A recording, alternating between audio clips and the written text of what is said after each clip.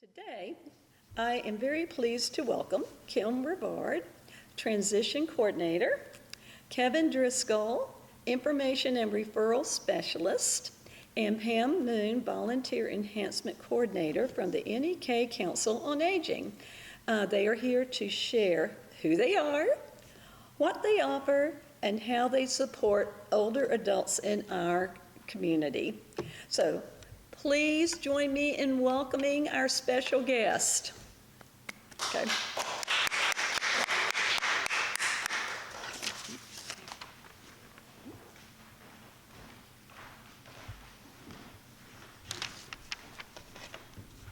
Hi, my name is Pam Moon. I am the Volunteer Enhancement Coordinator. That's a fancy term for somebody that goes into the community and makes the community aware that we have need of volunteers. Excuse me for coughing. In 1965, the Older Americans Act was formed.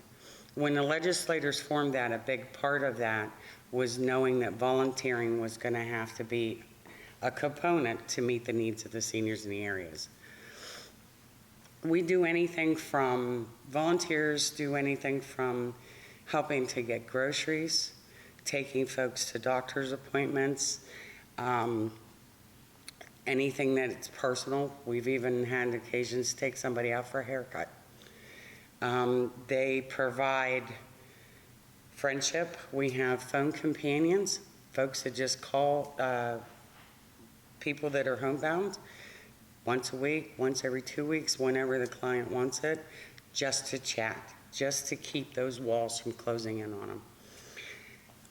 Our volunteer opportunities go from one-time needs, I need my lawn mowed, to more consistent needs. I have a doctor's appointment on a weekly visit and I need the driver. It's a simple process to become a volunteer with us. We do require background checks of anybody that does volunteering. We need to know that the clients are safe and taken care of. The application's very basic information. It's one and done. If you go to the Council on Aging website, you can look up under volunteering. There's an interest button. Push on it, give them your contact information. Volunteers do anything from, our biggest one is home delivered meals. Every home delivered meal that we serve in 3 counties is done by volunteers. Without those volunteers, the folks don't get their meals. The routes can take anywhere from 2 hours to 3 hours as general. Some are only 1 day a week. Some volunteers do it 4 days a week. We reimburse the federal amount for mileage anytime a personal vehicle is used. Newport area is in big need of home delivered meal drivers. We've had some transition over the last year. Our mail site has changed. And with that, it gave an opportunity for some who have been doing it long term to step back. And we're looking for new folks to replace those. There's never an obligation. I always say there's no such word as no when it comes to volunteering. If you want to do it, we'll make it available. If you don't want to do it, you're not under any obligation. I did bring volunteer brochures. The only thing I ask of you today is to take one with you and hand that on. Have somebody read it and have them hand it on. By doing the handoff, we can reach more people than I can standing in any group. And it's easy, there's no obligation, and it's completely up to you.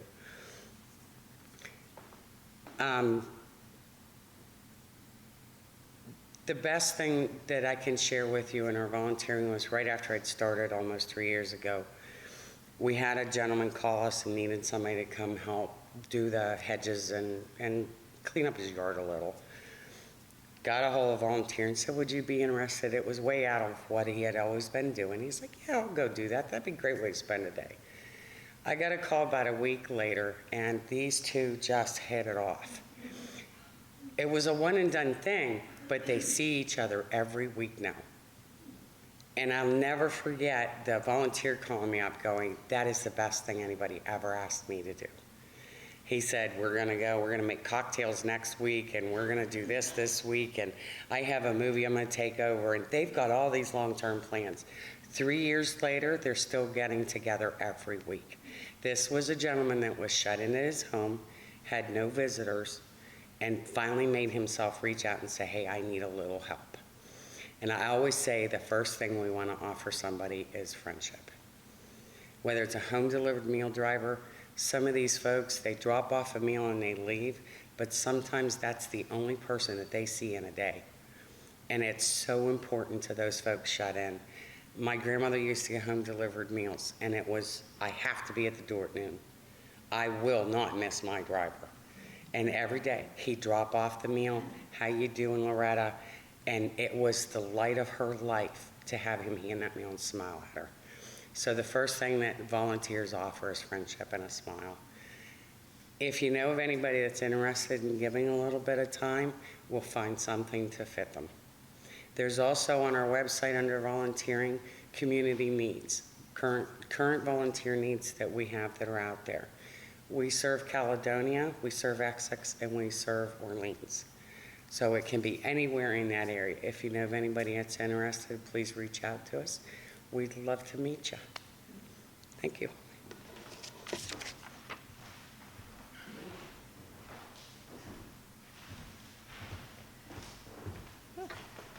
Hello, I'm Kim Rivard. I am transition coordinator, which is actually a transition for me because I've just recently began this role as a transition coordinator, but I've worn many hats at the Council on Aging, from an elder justice specialist to doing open enrollment during Med D, INR.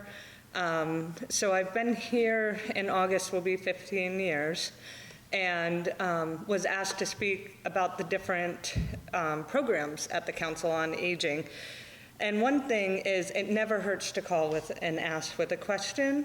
If it's not within something that our agency does, we will help connect you with programs at other agencies. But there are a lot of different pieces to the Council on Aging, and the main focus and mission is to help seniors age well and independently. So we have a caregiver support department for caregivers caring for loved ones. We also have the SHIP department that we discussed a little bit about that helps people who are new to Medicare. There are also savings programs that people aren't aware of because the information is not always easily to find out in the community to help them with prescription drug plans. And Pam touched on the Meals on Wheels. A lot of those sites also have congregate meals where people can go and sit down and have a meal, conversation. Many of them have activities, and some have music, like West Burke, Lindenville. St. Johnsbury here has a wonderful meal site at the St. Johnsbury House, and it's by donation. So, and I believe it's about $4 or $5 for a 3-course meal at lunchtime. So it's really a good deal, and it's great to have people come and socialize. So we help with those agencies as well, because the meal sites are their own agencies, but we coordinate with them. And let me see. We have a Tech for Today program that has really hit it off. It's only been around, I want to say a little over a year, maybe 2 years. Okay, 2. And Neil goes out into the people's homes and helps them set up their technology, answer questions, set up cell phones, internet, if their computer gets a virus, all kinds of different things, which has really been something that was needed and has been really successful. So we're really happy to have that program. And then if someone is referred to us and they have a multiple of different needs, help with housekeeping, they're having trouble with daily living tasks, then they may go on to our options counselor. And she can go out to the home, sit down, explain the programs, because sometimes it's just easier at face-to-face than getting a ton of information over the phone. And she'll go out and explain programs, help people apply, and then if they are eligible for certain programs, they may go to case management. So basically, the beginning is just to ask the question, call and ask what the need is. We get referrals from doctors' offices, hospitals, concerned neighbors, many family members.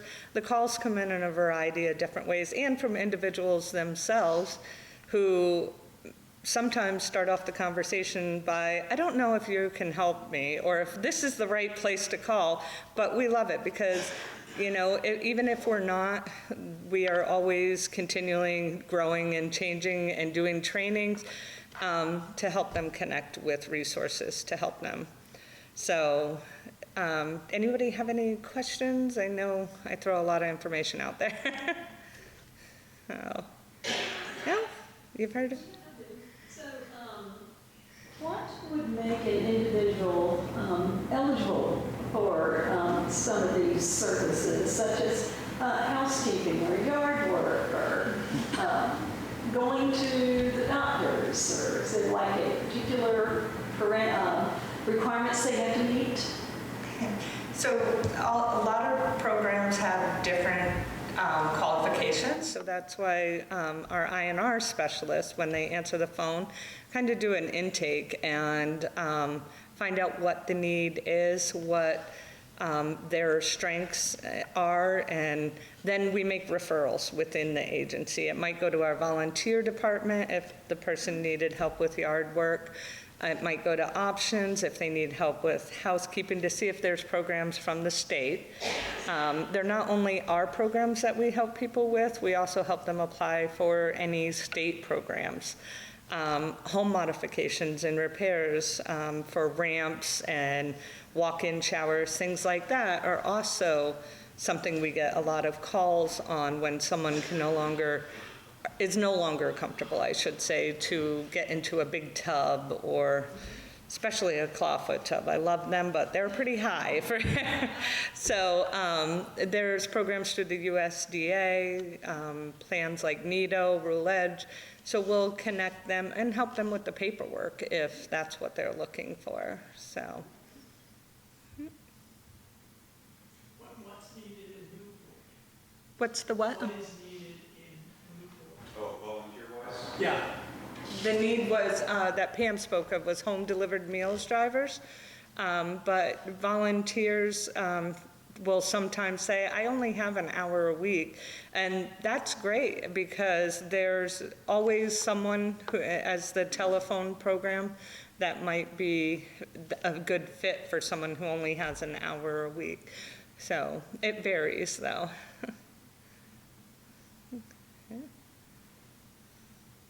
All right. And Kevin, if you want to talk on getting all those questions coming in.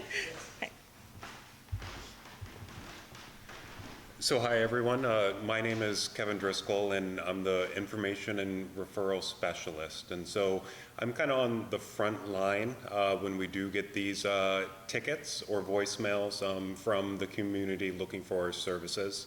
So a lot of times you'll either speak with me or my counterpart, Dawn, who is up in our Newport office first.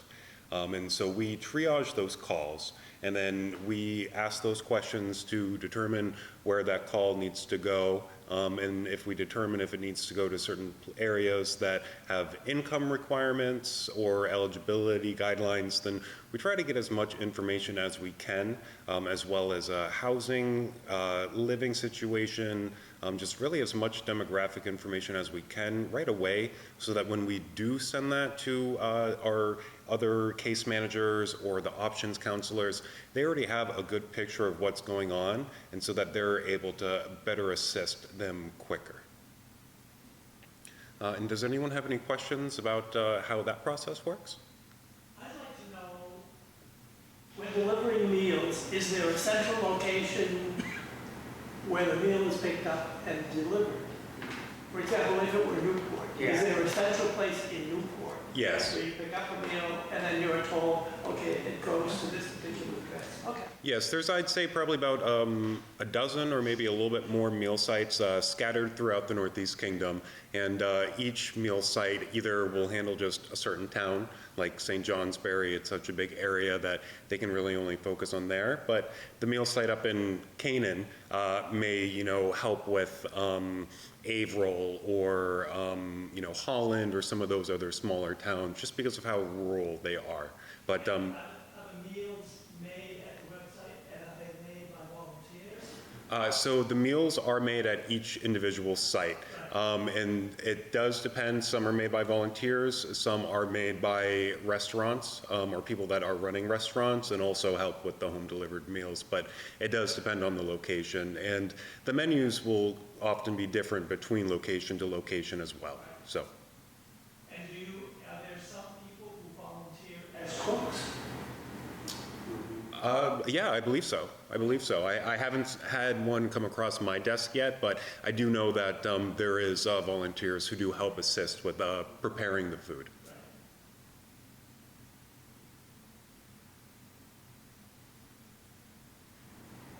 Yes. So, like, if someone should call and you take the information and you're going to do your best to kind of match them with the service, what is the window, so to speak, between calling and inquiring and then the service being able to be provided? Sure, great question. It really depends on the time of the year. I know back in December with the open enrollment for health insurance, we were backed up quite a bit. For some calls, it was close to a week before we were able to get back to them. Right now, it's either a same day or next day, really no more than 2 or 3 days if we had a holiday off. So it's a lot more manageable from when we get that first initial ticket or request to where it's on my hands. And then from there, for health insurance, we're scheduling about 2 weeks out if you wanted to speak with our SHIP coordinator. Options counseling, they usually can respond within the week, within 3 to 5 business days, I'd say. And again, that depends on how busy their workload is as well. And then, it may be a week or two after that before they can schedule that in-home visit. But again, it also depends on when the client themselves may be available. And one thing else I want to mention is that we are client directed. So, we do need the client's permission to be able to help assist. Because oftentimes we will have family members who are concerned or worried about someone, but if the client refuses help, we can't force it upon them, unfortunately. But we try to be as quick and prompt as we can for all of our resources. One other thing worth mentioning is that if you do reach out to us, we will have 3 attempts that we will call you back to try to reach you at. And then afterwards, we will also send a no contact letter stating that, hey, we try to call you. If you still need our assistance, please give us a call back. So we do our best to be thorough to reach back out to the clients who need our assistance. Okay, thank you.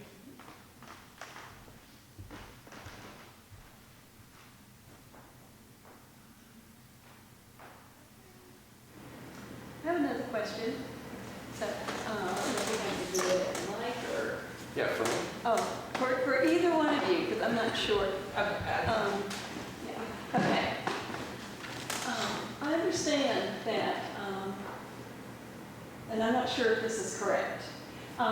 Is there like a fitness and wellness component offered through the Council on Aging? Yes, thank you so much for bringing that up. As I said, there's so many different departments that sometimes it's even hard for us. We have to look and go, oh, that's where they would be best. There is a fitness and wellness program at the Council on Aging. There's various programs. I think here in St. Johnsbury, the Tai Chi is a very popular one. Some people line dance, bone builders, and there's also now on our website one that you can do remotely and learn different activities and things that help keep you strong and mobile. Also, I would like to mention the Meals on Wheels was a big discussion. All of those meals go through a dietitian and they have to be approved. So they really put a lot of care and effort into helping, like if someone is diabetic, that they get a nutritious meal. So, yeah, thank you for the question. If you'd like the list, there on our website, there is a list under services of all the wellness classes. Okay. And one more question related to that. Is there nutritional counseling available or conversations that people can have with a volunteer or an expert or?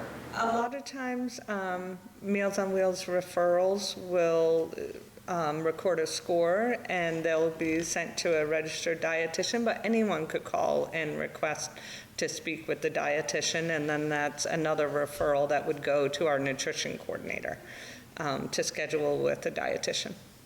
Yeah. Oh, that's interesting. Yeah. And we're always open to suggestions if there's anything that you think would be helpful, like the Tech for Today program was something that people suggested would be helpful until it came into fruition and found a grant to do it. I think COVID really initiated that with telehealth programs and things like that, but we're certainly moving more forward into people using technology a lot more. So, but we're always open to suggestions on programs. And I also just wanted to add that there are some limitations to what we are able to provide. We're not a housing authority, so we have no control over helping someone, get into housing or find housing. We are not a legal entity, so we can't give any sort of legal advice or law advice. And on that same vein, we are unable to do any sort of tax assistance or tax prep. And certainly for all of those, we can refer externally. So not everything that we do internally can be done, but we can still refer out to other entities or agencies that can assist with those issues. And you may know of some other issues worth mentioning that we can't assist with. You covered it pretty well. We do get a lot. Medicaid is another one. We can help with long-term care Medicaid, but if you were to sign up just for Medicaid, you would want to go through Vermont Health Connect. And it helps to call and ask because some of those programs intertwine and it does get very confusing for people. So we're happy to say, we help with this piece, but you'll want to meet a navigator through the Vermont Health Connect because we want to make sure people are getting the most current, accurate help that they can get. And no one person knows it all. I'm very strong on being honest. So I'll tell people sometimes, I don't know the answer to that. Can I look up the information or talk with someone and get back to you? So we'll put it in our calendar to give them a call back once we find or research the information. And people are very responsive to that and very thankful for the honesty that, there's just so much out there and things change so often. So yeah. All right. Any other questions for either of us? Okay. Well, we are at www.nekkcouncil.org. And under services, there's a drop down that will show you all the programs that we talked about. And here in St. Johnsbury, it would be 802-748-5182 to reach Kevin on information and referral. And in our Newport area, it's 802-334-2190. Okay? Thank you. Thank you.